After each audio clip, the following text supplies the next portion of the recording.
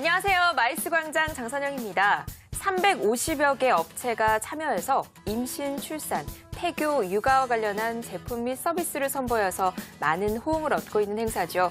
베이비 페어에 대해서 많은 분들 알고 계실 것 같은데요. 오늘은 지난 2월 4일부터 7일까지 나흘간 코엑스에서 열린 이 베이비 페어에 대해서 이야기해볼까 합니다. 오늘도 함께해 주셨습니다. 한경닷컴 유정우 기자 나와 계십니다. 네. 안녕하세요. 안녕하세요. 네, 이번 주 짚어볼 마이스 행사는 서울국제 임신, 출산, 육아용품 박람회인데요. 이 지난 2000년 처음 문을 열어서 봄, 가을로 해서 두 차례씩 올해로 23회째를 맞이한 국내 최대 규모의 전시회입니다. 네. 경기 불황은 물론이고 그 개막 당일날 약 15cm 이상의 폭설이 내렸거든요. 네, 그랬죠. 그럼에도 불구하고 현장이 이제 장사진을 이뤘다고 합니다. 그만큼 부모들에 대한 자녀 사랑을 반영한 결과가 아닌가 싶은데요.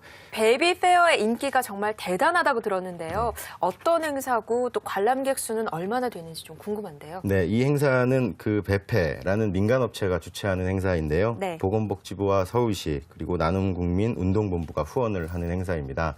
이 국내 최대 규모인 임신, 출산, 육아용품 전시회인데요. 지난 2월 4일부터 7일까지 코엑스에서 나흘간 개최가 됐고요.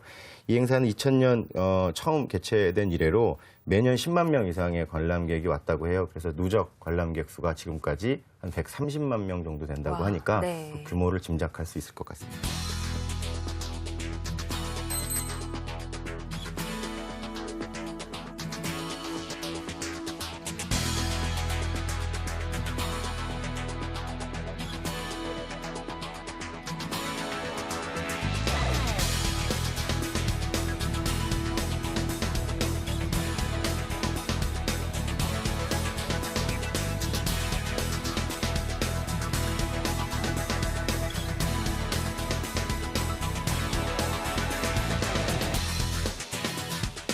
베이비 페어 인기가 식지 않는 것 같은데요. 우리나라 부모들이 그만큼 자녀 사랑이 큰 걸까요? 잘 아시다시피 저출산 문제는 이미 세계적인 문제거든요. 네. 각국마다 굉장히 많이 노력들을 하고 있고요. 그 노력의 결과로 사실 저출산 문제는 많이 회복됐다라고 볼 수 있습니다. 오히려 그것보다 사회 현상 중에 이 주택 가격이 올라가고 결혼 정년기가 늦어지고 그리고 고용 불안도 있고요. 네. 그러다 보니까 결혼 시기가 자꾸 늦어지고 소가구가 이루어지거든요. 그 자녀들을 한 명 또는 두 명만 낳는 이런 추세가 이루어지다 보니까 경제적 여유는 있고 아이들은 이제 한두 명밖에 없기 때문에 네. 그쪽에 쏟으려는 이제 집중도가 더 높아져서 엔젤 산업에 대해서 굉장히 전망이 밝고요. 그쪽에 대한 투자가 계속 이루어지고 있는 것 같고요. 이 베이비 페어가 열렸던 때가 설 연휴를 앞둔 평일이었잖아요. 그럼에도 불구하고 8만 명이 넘는 관람객이 다녀갔다고 하니까 이 베이비 페어가 과연 어떤 행사인지 좀 궁금해지는데요. 네. 특징이 있을까요? 이번 베이비 페어는 그 앞서 말씀드린 대로 350여 개 브랜드가 출품을 했다는 특징이 있습니다. 네. 참가 업체들이 경기 침체를 반영한 것 같아요. 저마다 이제 할인 행사들을 줄지어서 했고요. 특히 고가 수입 브랜드들이 가격을 내리고 각종 할인 쿠폰을 제공을 하면서 관람객들에게 굉장히 좋은 호응을 얻었는데요. 2013년 신제품이 많이 선보였기 때문에 굉장히 엄마들 입장에서는 좋은 행사였던 것 같고 특히 이제 그 영유아용품들의 가장 중요한 부분 중에 하나가 안전성이거든요. 올해 같은 경우는 특히 똑같은 제품이지만 안전성에 뭔가 특화시킨 제품들이 큰 인기를 좀 끌었던 것 같습니다. 임산부들이 출산 이후에 가장 많이 손상되는 부위가 사실 손목이라고 해요. 아, 네. 이 아이를 안고 이런 경험이 없었기 때문에 네. 손목을 많이 다치시는 것 같은데 이번 행사 때는 개막일이었던 5일과 6일 해서 손목을 보호할 수 있는 손목 보호대를 오신 모든 분들께 제공을 했다고 하네요. 그런데 이렇게 베이비 페어뿐만 아니라 다양한 육아 출산 박람회들 참 많이 열리고 있는데요.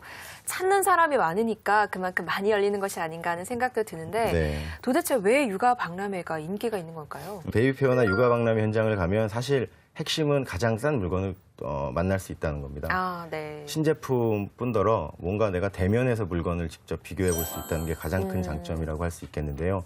덤으로 싸게 살 수 있기까지 하니까 일석이조라고 볼 수 있겠죠.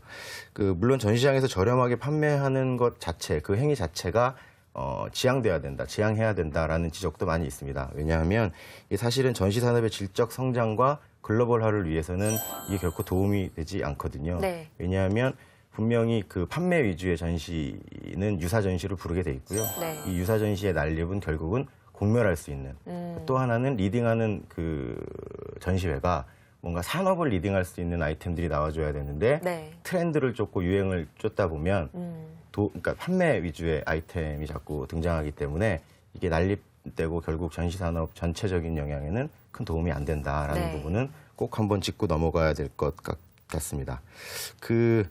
하지만 그럼에도 불구하고 소비자들의 절대절명의 숙제는 질 좋고 싼 물건을 그렇죠. 사시는 거죠. 네. 그러다 보니까 이거는 한 가지 소비자와 제공하는 유통사들 간에 보이지 않는 윈윈에서 생긴 현상이다라고 이렇게 봐야 될 것 같고요.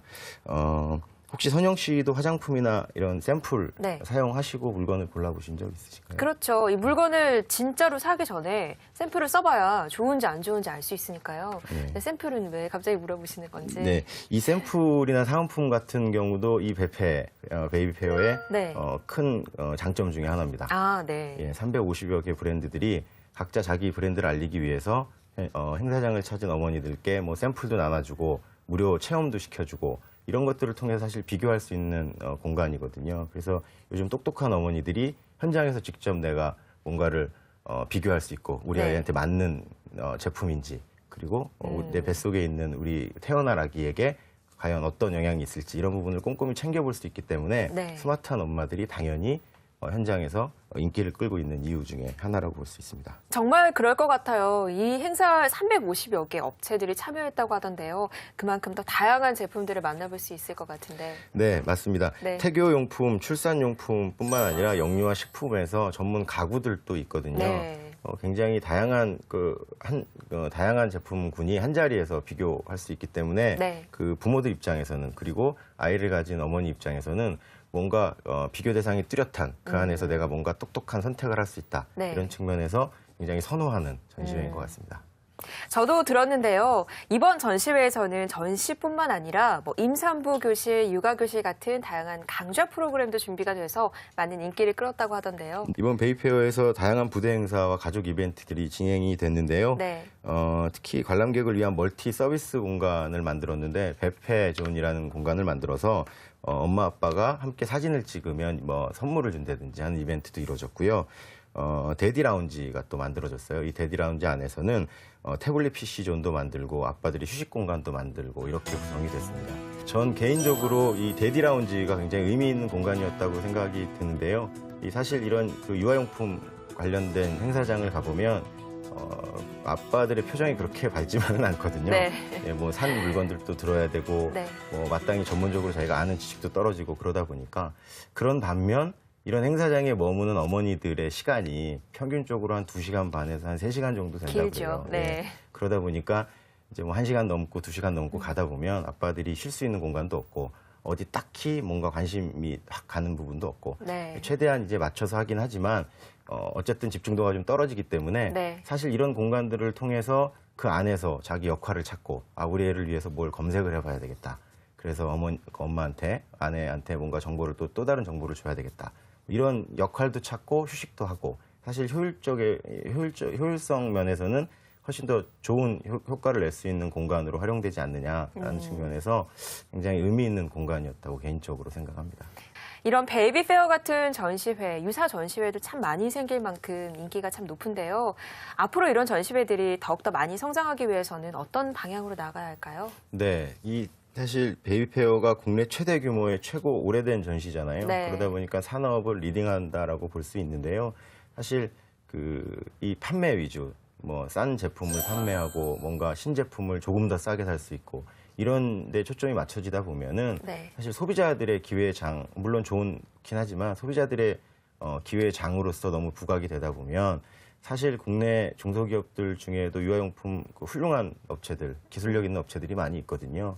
그런 업체들이 설 자리가 좀 좁아지지 않느냐라는 측면에서 앞으로는 해외 국내 중소기업들의 해외 유통을 촉진할 수 있는 이런 유통의 장으로서 글로벌 전시로서 뭔가 확대될 수 있는 이런 모색을 좀 해봐야 되지 않느냐라는 생각이 듭니다. 이번 전시회 설 명절 앞둔 평일에다가 악천후까지 겹쳐서 좀 걱정을 많이 했었는데 엄마들 또 예비 부모들의 발길이 끊이지 않았다고 하죠. 특히 그 전문가 상담이 가장 인기가 많았다고 하던데요. 이 전문가 상담 앞으로 오프라인 또 온라인으로도 많이 발전할 계획이라고 하니까 많은 분들이 더 많이 참여해 보셨으면 좋겠습니다. 지금까지 2013 베이비 페어에 대해서 이야기해봤습니다.